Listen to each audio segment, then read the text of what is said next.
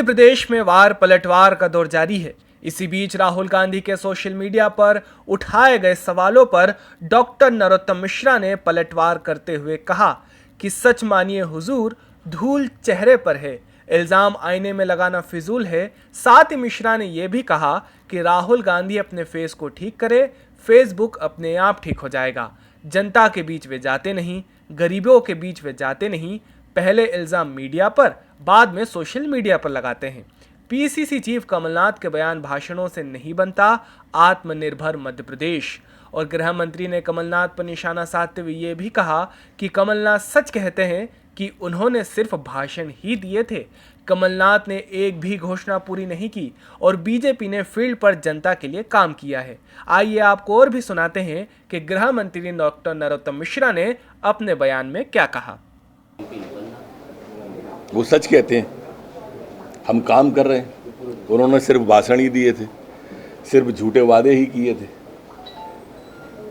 एक भी घोषणा पत्र की बात पूरी नहीं की। हम फील्ड में काम कर रहे हैं, हमारा शीर्ष नेतृत्व से लेकर प्रदेश नेतृत्व तक। हमने कहा, कहते थे प्रारंभ से कि सौगंध राम की खाते हैं, मंदिर वहीं बनाएंगे। तो इनके नेता ट्वीट करने लगे तारीख बदलो, क्योंकि पहले कहते थे कि तारीख नहीं बताएंगे। अब हमने तारीख बताई तो ट्वीट कर दिया। हम बचपन से कहते थे, जहां हुए बलिदान मुखर्जी वो कश्मीर हमारा है, जो कश्मीर हमारा है वो सारा का सारा है।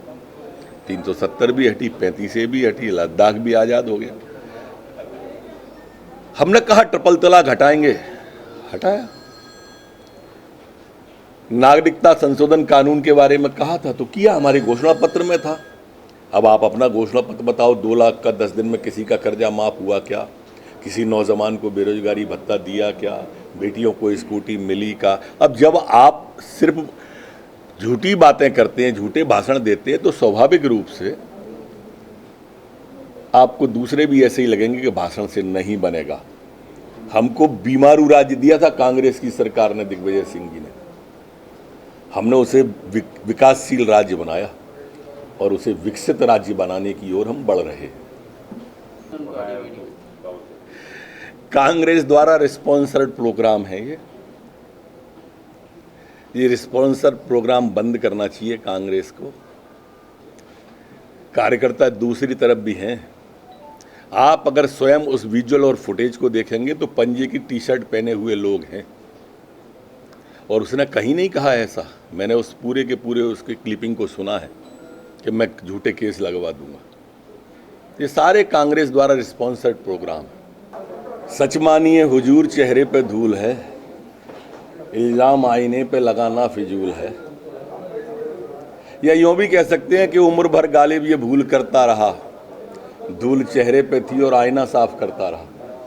अपने फेस को ठीक करो, फेसबुक तो ठीक हो जाएगी। जनता के बीच जाएं, गरीबों के बीच जाएं। पहले मीडिया पे इल्जाम, अब सोशल मीडिया पे इल्जाम, इल्जाम पर इल्जाम, इल्जाम पर इल्जाम। इसको ठीक करिए, सब ठीक होगा।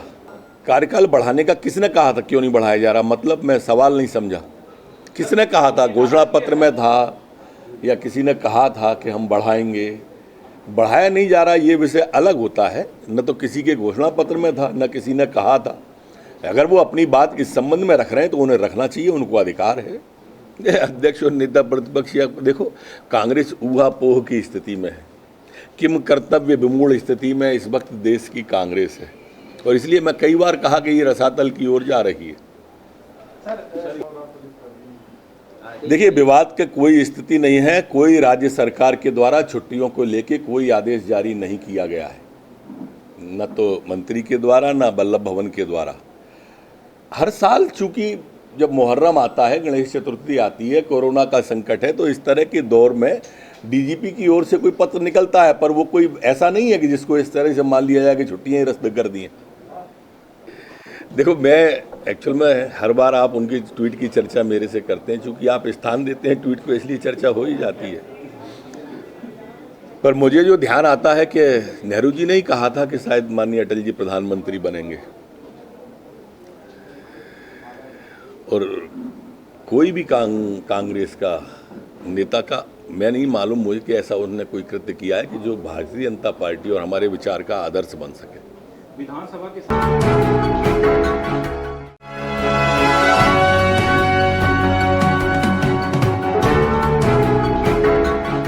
कोरोना के बढ़ते मामलों को देखते हुए पूरे प्रदेश में रविवार को लॉकडाउन रखने का प्रशासन ने आदेश दिया था, तो वहीं प्रदेश का एक ऐसा जिला भी था जहां पर सरकारी आदेश की खुलेआम धज्जियां उड़ाई गई। जी हां, हम बात कर रहे हैं देवास जिले की, जहां पर रविवार को ग्राम सिरोलिया में कांग्रेस के कार्यकर्ताओं ने कार्यकर्ता सम्मेलन का आयोजन किया, जिसमें पूर्व मंत्री जीतू पटवारी, सज्जन सिंह वर्मा सहित कांग्रेस के कई वरिष्ठ नेता मौजूद रहे। इस कार्यक्रम के दौरान ना तो किसी ने मास्क पहना था और ना ही सोशल डिस्टेंसिंग का ध्यान रखा था। इन सब बातों को नजरअंदाज करते हुए भारी भीड़ कार्यक्रम में मौजूद रही, जो कि आमजन के लिए चर्चा का विषय बन गई है। एक और जहां जिला प्रशासन लोगों के निजी मांगलिक या अन्य कार्यक्रम जैसे धार्मिक और सामाजिक पर पाबंदी बताता है, वहीं ऐसे में कांग्रेस द्वारा संपन्न हुआ कार्यकर्ता सम्मेलन जिला प्रशासन की लचीली कार्यप्रणाली की पोल भी खोलता है। सवाल यहाँ पर ये आता है कि क्या कोरोना गाइडलाइन का पालन करना सिर्फ आम आदमी के लिए है? अहमदाबाद में कार्यक्रम हुआ, मंच के ऊपर नरेंद्र मोदी को सबके सामने कहा, जो घटनाएं गुजरात में हुई थी, नरेंद्र मोदी को कहा कि नरेंद्र तुमने राज धर्म का पालन नहीं किया। ये विचार महान व्यक्ति के हो सकते हैं कि अपने दल के मुख्यमंत्री को भी सार्वजनिक रूप से कहा कि तूने राजनीति के धर्म का पालन नहीं किया, जिसने सांसद की खरीद फरोख्त नहीं की। लेकिन आज कलयुग है, कलयुग में जब भारतीय जनता पार्टी अपने बाहुबल को खो चुकी, अपनी भुजाओं से विश्वास उठ गया, 6 प्रदेश की विधानसभाएं हारा, जब नरेंद्र मोदी के नेतृत्व में 6 प्रदेश की विधानसभा हारी, तब भाजपा को लगा कि भैया अब जनता पलट गई है, अब एक सवा घंटे के भाषण में ये बिलमाने वाली नहीं है। सत्ता को मैं चिमटी से भी न छूऊंगा, बोला था कि नहीं बोला था? तो भाई साहब इतने झूठे हैं। सज्जन भैया कह रहे थे कि वो कोरोना में चट्टीन होते हैं। चट्टीन होना महत्वपूर्ण बात नहीं है, सबको अपनी अपनी धुनी पड़ती, पर चट्टीन होते हुए वीडियो बनवाना ये बुरी बात है कि नहीं है?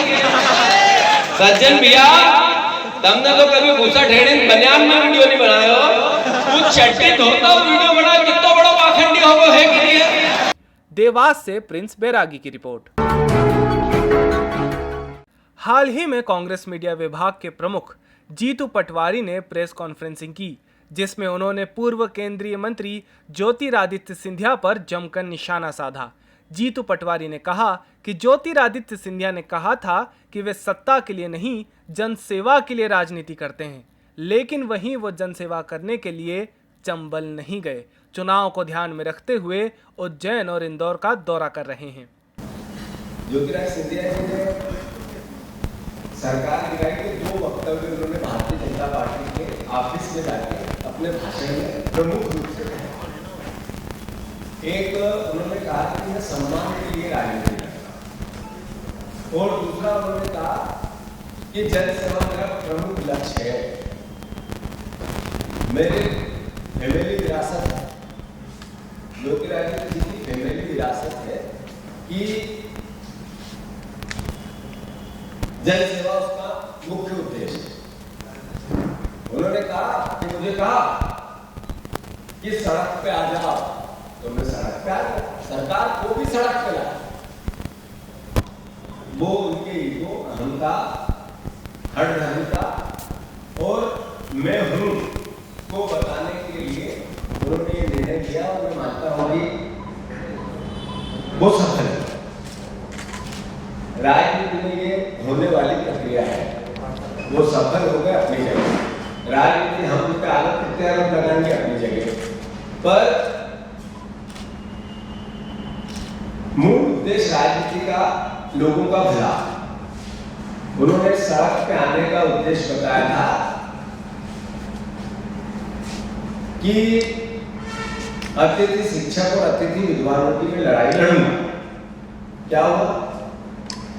68,70,000 अतिथि शिक्षकों को पिछले 3 महीने 4 महीने से वेतन नहीं मिला। 65 लोगों ने, अतिथि शिक्षकों ने आत्महत्या करने के आंकड़े आए हैं। क्यों? एक मुंह से हलक से एक शब्द भी नहीं निकला उनके। उन्होंने एक दिन कहा टाइगर भी जिंदा है। पिछले 5 महीने में पहली बार आज तक ग्वालियर चंबल जनसेवा के लिए टाइगर नहीं किया और जंगल राज में आ रहे हैं इंदौर उज्जैन के दौरे पे। मैं उनसे आग्रह करना चाहता हूं, प्रार्थना करना चाहता हूं कि उन अतिथि शिक्षक और अतिथि विद्वानों के लिए आप सड़क पे आए। आप एक बार तो शिवराज सिंह चौहान को पत्र लिख देते, अपनी बात कहते थे कि इनका क्या करना है, क्यों नहीं कर रहे हैं ऐसा नहीं करेंगे। पहले सम्मान, कांग्रेस पार्टी के लोग उनके दर पे हम लोग जाते थे, उनको नेता मानते थे, उनकी टिकट लेना होती थी तो जी हुजूर भी कांग्रेस के कार्यकर्ता करते रहे क्योंकि हमारे बड़े नेता थे। अब वो लोगों के दर पर जा रहे हैं। ग्वालियर उज्जैन, इंदौर उज्जैन में लोगों के दर दर उनको जाना पड़ता है। ये सम्मान की बात थी तो विचार बनता है, प्रश्न उठता है, क्यों दर दर जा रहे हैं? 15% मंत्रिमंडल में जगह संख्या के आधार पर होनी चाहिए। आपने 4 से 5 मंत्री अवैध बना रखे, कोर्ट में इसकी याचिका है। जब कोर्ट में याचिका है तो कोर्ट निर्देशित करने वाला है कि 5 मंत्री हटाने पड़ेंगे, अवैध बना दिए अपनी पॉलिटिकल मैनेजमेंट के। तो मेरे मंत्री नहीं हटे, मेरे मंत्री नहीं हटे, मेरे मंत्री नहीं, इसके दर उसके दर भटक रहे। सम्मान का विषय है भाई। मैं मानता हूं कि शिवराज सिंह जी चौहान हमारे मुख्यमंत्री और जरूरी है कि अतिथि विद्वान और अतिथि शिक्षक, मैं उस विभाग का मंत्री रहा, अतिथि विद्वान 100% हमने 40 फिलिंग पारदर्शिता के साथ उनकी नियुक्ति के आदेश ही ले गए थे, बाकी पूरी प्रक्रिया कर दी थी। असिस्टेंट प्रोफेसर रखने थे जिससे खाली हुए, उनको हमारा वादा था कि मैं बार 25 वीडियो है कि एक भी अतिथि विद्वान को हम बाहर नहीं होने देंगे। दुर्भाग्य से हमारी सरकार गिरा दी गई। अन्यथा एक भी अतिथि विद्वान को सही समय पर प्रक्रिया समेत लॉन्ग लाइफ कोई परेशानी हो ऐसा प्रोसेस हमने बनाया, जो बार के झगड़े और नियमितीकरण की प्रोसेस उनके आगे बढ़ जाए, उस तरीके की विधा को डेवलप किया। चूंकि सरकार चली गई, दुर्भाग्य है, मैं इसके लिए खेद भी व्यक्त करता हूं। पर वो अतिथि विद्वानों को 3-4 महीने से वेतन नहीं मिला, निमंत्रण पत्र नहीं मिला, वो आत्महत्या कर रहे हैं। और वो लोग जिन्होंने इनको बरगलाया था, पीछे के रास्ते से गुमराह करने की कोशिश की थी सरकार के निर्णयों पे उस समय की, वो चुप है, मौन है।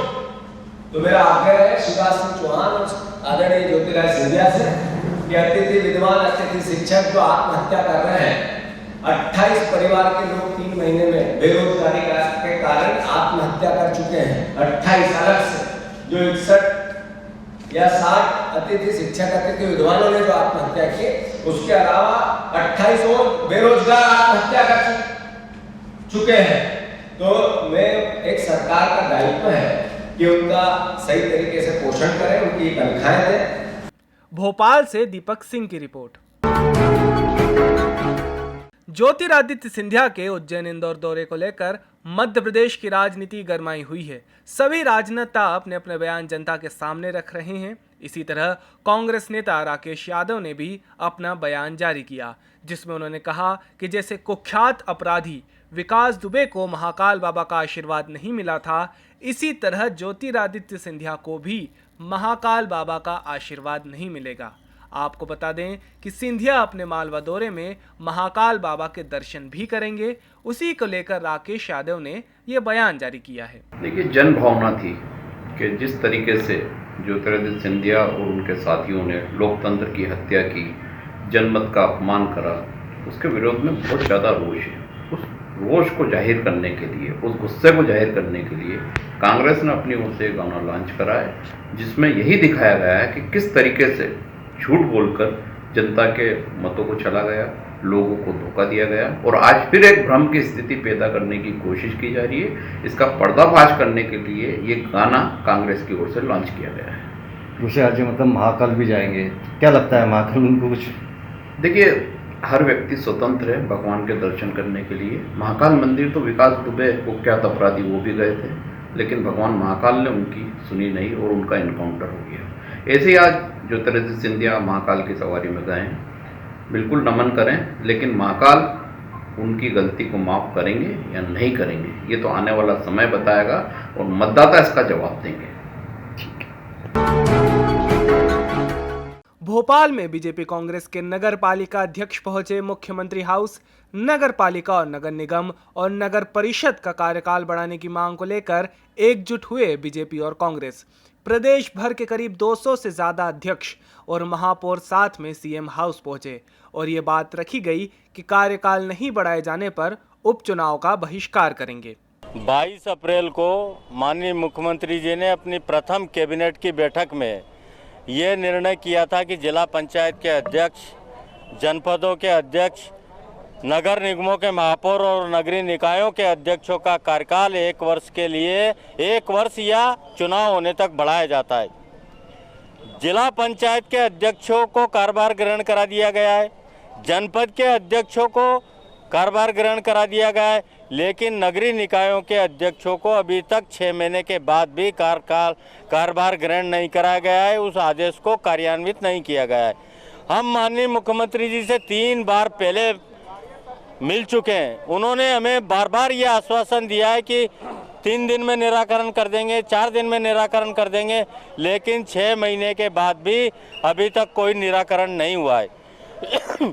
आज हम सब लगभग 200 नगरीय निकायों के अध्यक्ष यहाँ भोपाल में आए और माननीय मुख्यमंत्री जी से ये निवेदन करने आए कि या तो उस आदेश को लागू करके और हमें कार्यकाल बढ़ा दिया जाए।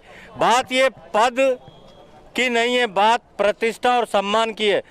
ये जो घोषणा होने के बावजूद आदेश लागू न होना, ये हमारे सम्मान पर कुठाराघात है। हम उपहास के पात्र बने, इसलिए हम सब पद नहीं सम्मान की लड़ाई को लड़ रहे हैं और हम इस लड़ाई को लड़ने के लिए किसी भी स्तर पर जा सकते हैं। आपके साथ बीजेपी के भी कुछ लोग 80% अध्यक्ष हम बीजेपी के हैं, मैं भी बीजेपी का से अध्यक्ष हूँ। 80% लोग भारतीय जनता पार्टी के नगरीय निकायों में अध्यक्ष हैं। अभी माननीय सिंधिया जी के साथ और 30-35 अध्यक्ष हमारे साथ आ गए। यदि ये कार्यकाल नहीं बढ़ाते हैं उस स्थिति में आप लोग क्या करेंगे? अगर ये कार्यकाल नहीं बढ़ाया गया है तो 27 स्थानों पर विधानसभा में जो उपचुनाव होने वाला है वहाँ नगरीय निकायों के अध्यक्ष काम नहीं करेंगे, विरोध करेंगे, खुल के विरोध करेंगे और वहाँ जो प्रत्याशी होगा उसको राजनीतिक समीकरण बनाकर अगर आवश्यकता पड़ी तो किसी भी स्तर पर जाकर उसको परास्त करा देंगे। इस मामले में अभी आपकी सीएम से या किसी सीएम साहब से 3 बार हम मिल चुके हैं। माननीय पार्टी के अध्यक्ष विष्णु शर्मा जी से हम 3 बार भेंट कर चुके हैं। पिछली बार जब हम 22 अभी आए थे 22 तारीख को, तब माननीय नगरीय प्रशासन मंत्री भूपेंद्र सिंह जी ने हमें ये आश्वासन दिया था कि 3 दिन में आपका निराकरण कर दिया जाएगा। आप मुख्यमंत्री जी की तरफ से इसको आश्वासन मानिए। दौलत राम गुप्ता, श्योपुर नगर पालिका अध्यक्ष।